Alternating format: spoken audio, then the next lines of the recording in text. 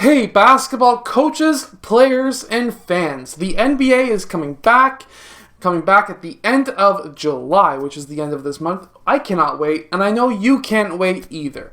Now, this is the strategy as a basketball coach that I would take when going into the 2020 NBA playoffs.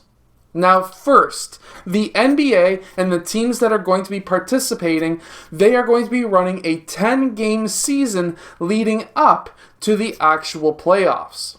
Now, some teams are in a position where they need to build up games to get into the playoffs, while other teams like the LA Lakers, Clippers, Raptors, Milwaukee, and others who have already made the playoffs and can quite literally coast. Now, in those first 10 games, there's going to be two different strategies. So the number one strategy for a team that's obviously not currently in a playoff position or is holding on to a very tight playoff position, maybe in the 8th or 7th spot, they're going to be wanting to play their best players so that they can guarantee their spot in the playoffs. Now, for the teams that are already in the playoffs, Milwaukee, Raptors, Lakers, Clippers, those four teams, and maybe a few others like the Celtics here and there, who are in the playoffs and have a pretty comfortable spot and generally not going to be moving outside of the playoffs. And teams like the Lakers, Clippers, Raptors, and Milwaukee have already clinched playoff spots. These first 10 games are going to be very interesting. So there's going to be a few coaches, myself included if I was an NBA coach, who would be looking at this and saying, I really don't want to play my starters. I need my starters to be healthy for the games coming up in the playoffs. However, you really need to balance this because these players have not played. They literally have not played for months. So their bodies are not going to be used to playing at that level. And I know this because I've played close to that level, and believe me, they like the level of being able to shoot around to NBA level is ridiculously different. Like, it's a huge increase in speed, power, agility, everything. So these players who have been sitting possibly, I know the Raptors at least because I follow all their players on social media and I know people who are in contact with those players, they're working like crazy. A lot of them have been shedding weight. Kyle Lowry, from the picture alone, but Kyle Lowry is apparently getting jacked. Marc Gasol is probably in the best shape he's been in ever. Like, the Raptors are at least in position to really go far into the playoffs. They've gotten themselves healthy for one, which is massive because they were having some crazy injury issues. And I think that this break actually helped the Raptors, and if they win the championship, this is actually helping them a ton because the Raptors had Marc Gasol out for time. They had Ibaka in and out of the lineup for a long time. Van Fleet was in and out. Kyle Lowry was in and out. Everyone was in and out. This break actually helped those players. And players like Kawhi Leonard from the Clippers, this is helping as well because, of course, he's going to be playing a lot in the playoffs, and this break is helping his body recover already. Now, as a coach, what are we going to be trying to do? I would personally, in the first 10 games, if I've already clinched a spot, I would start off each game, maybe the first quarter, really doing our actual strategy. Running them through, getting them in game pace, getting them used to playing with each other again. That's the first quarter. Second and third quarter, bench, you're in. You guys just need, this.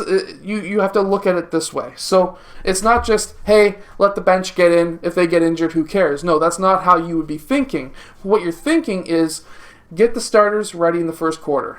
Get them ready to play with each other. Get them ready to be at game pace and everything. Get them back into the game. Second, third, and maybe fourth quarter, get the bench in because they're now getting better at basketball. They're getting warmed up. They're getting used to playing on the court. Because now, once the playoffs roll around, obviously the starters are and the players who would be playing in the first quarter, they would be playing majority of the game for obvious reasons. It's the playoffs. However, if one of those players has a bad game, if one of those players has an injury or maybe gets kicked out of a game for fouls or whatever, you now have a bench who is reliable, who has been playing a ridiculous amount of games and a ridiculous amount of time, more than they're used to. They're in game shape. You're getting in a player off the bench who is ready. He is there. He is like, let me play coach kind of player. So this is the strategy I would take. Starters and main players, first quarter, second and third quarter, bench. If this is a game that's close, at that point, I would be looking at saying, okay, starters back in the fourth quarter. If it's close, but we're still in the lead or maybe a little bit less, let the bench ride until the last 3 or 4 minutes and then starters come in and finish the game off. But that could be risky as well because now they've been sitting all game, so you really have to balance that out. Maybe get a couple of the starters periodically 2-3 minutes throughout the entire game just to keep them warm for the fourth quarter just in case. But this is one of the strategies that I would be personally implementing. And this is a great strategy in my opinion. However, I would love to hear what your opinion is when it comes to what your strategy might be in the playoffs. We all know that, well, there's no home court advantage. There's no fans in the stands. They might be, it would be kind of interesting if they pumped in sound, like boos when they're at the free throw line and things like that, but I really doubt the NBA would do that. They want it to be totally neutral, so this is going to be an interesting time for the NBA. Let's face it, they haven't played a game without fans for a very long time. I think the last time was like back many years ago before I was even born, because there was fights in the stands. And that, did you know at one point in the NBA there was actually mesh netting around the basketball court because people were actually throwing glass bottles at the players? If you didn't know that, that's a little bit of a history lesson for you.